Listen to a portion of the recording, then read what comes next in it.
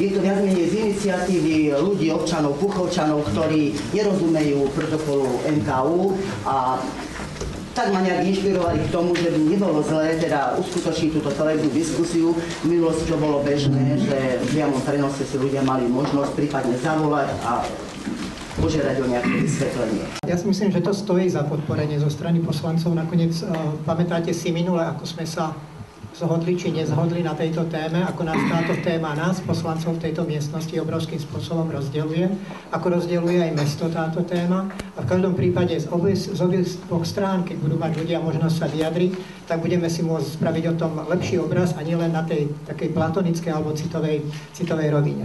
A ešte jeden argument, keby to bolo len otázka trestného podania a akási interná záležitosť vyšetrovateľov, tak je to druhá vec. Ale tieto informácie sa medializujú. Nakoniec aj vy ste medializovali ďalšie trestné oznámenie, takže si myslím, že je to už dnes vec verejná, ktorá nás rozdeľuje v tomto meste. Nakoniec aj medzi nami dvami je tu akási pomyselná čiara a tuto tiež sa tu vynie nejaká taká čiara medzi nami. My si nikdy nebudeme rozumieť, pokiaľ nebudeme mať dostatočné množstvo informácií. Aj v tejto veci Najvyššieho kontrolného úradu. Takže poprosím, keby ste ten návrh pani Šulcovej podporili.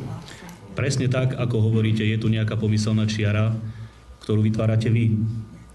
Vytvárate vy so svojím bývalým vodcom a dokážem tvrdiť a povedať aj s tými trapnými videami, ktoré sú na zosmiešnenie možno práce NKÚ, práce kontrolórov, práce nás všetkých. Celá tá práca NKÚ je postavená na posudku Jaroslava Mrenicu z Mládežníckej ulice číslo 1435 v Púchove, ktorého dodávku si organizoval Henek osobne a ktorým sa snaží presviečať o údajnej nevýhodnosti predaja podielu vo firme na šírenie televízneho signálu TKR. Primátor Henek rozširuje, že sa vraj pri predaji obchodného podielu TKR nezohľadnila hodnota jeho know-how a prišli sme tak o viac ako 700 000 eur. No a dnes je už jasné nielen to, prečo sa Henek obáva verejnej diskusie, ale aj to, prečo posudok doteraz vôbec nezverejnil. Mrenica v posudku vešti ročný príjem TKR vo výške 328 665 eur. A ešte si prečítajte aj jeho predpoveď vývoja tržieb. Je nepravdepodobné, že by stanovená cena postupne klesala, skôr naopak. Každá firma doručuje povinné účtovné výkazy do zbierky listín a tak si ich môžete skontrolovať i vy. Stačí ísť na www.finstat.sk. Tržby TKR nielenže nikdy nedosiahli Mrenicovú cifru, ale navyše nepretržite klesajú z 235 000 eur v roku 2009, kedy sa podiel odpredal, až na 166 000 v minulom roku. Cucanie z prsta Mrenica korunoval určením zisku TKR za 8 rokov na 1 594 904 eur. No a aký reálne bol? Za 2009 až 2015, teda za všetky roky spolu, iba 350 680 eur, pričom 65% hodnota nášho podielu z neho by predstavovala, pozor, 227 948 eur a predal sa za 365 118. Tá neefektívnosť, ktorá tam už je, sa v mnohých prípadoch už nedá ani odstrániť. Pretože my už dnes sa nevieme vrátiť k situácii, ktorá bola pred 5 alebo 6 rokmi. Ale my sa vieme vrátiť, pretože si pamätáme. Polovicu predávaného obchodného podielu sme predtým odkúpili od Matadoru za 450 000 slovenských korún, čo je v prepočte 15 000 eur. Lenže podľa Mrenicu by mala byť hodnota toho 15 000 podielu až 50-násobne vyššia. Teda spolu 736 110 eur. Skúste hádať.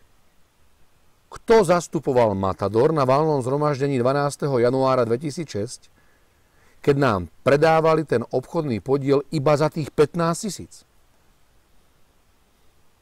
Karas.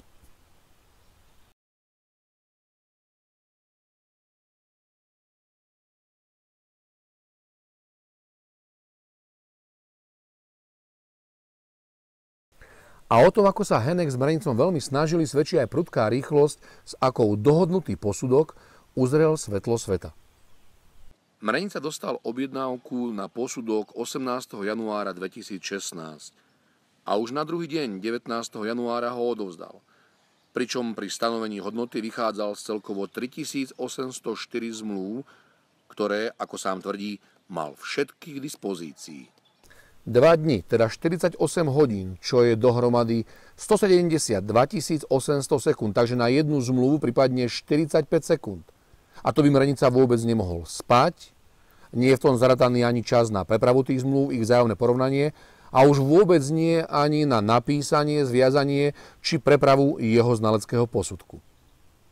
Naša spoločnosť je väčšinovým vlastníkom spoločnosti TKR a nikomu nedala ani jednu zmluvu. Ani znalcovi Mrenicovi? Ani jemu.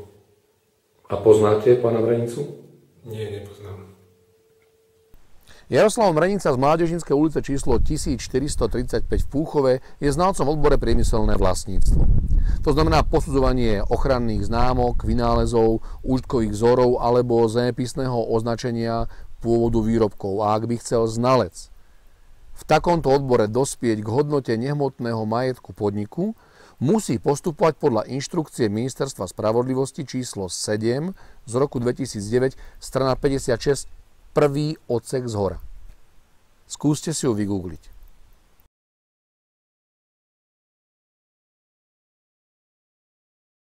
Ak je predmet priemyselného vlastníctva zložkou majetku podniku, evidovanou alebo neevidovanou v účtovníctve, jeho hodnotu stanovuje vždy v spolupráci so znalcom z odboru Ekonómia a manažment alebo so znalcom z odboru Ekonomika a riadenie podnikov.